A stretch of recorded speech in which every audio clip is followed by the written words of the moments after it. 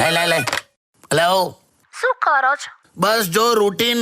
તારું ચાર્જિંગ થઈ ગયું? શું ચાર્જિંગ કરો છો? કા મહિલા મંડળની મીટિંગમાં બેઠી છું એમાં આવું બોલવાનું? એટલે હવે હા, અરે આ લોકો એવું કહે છે કે આમ રેગ્યુલર મળવાથી there is transfer of energy. એટલે શું?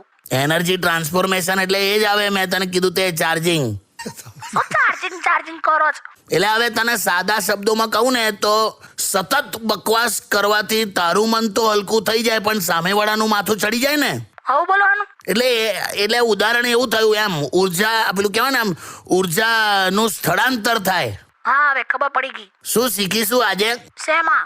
મહિલા મંડળમાં શું શીખી? પુરુષો વિશે શું શીખી? ચાલ.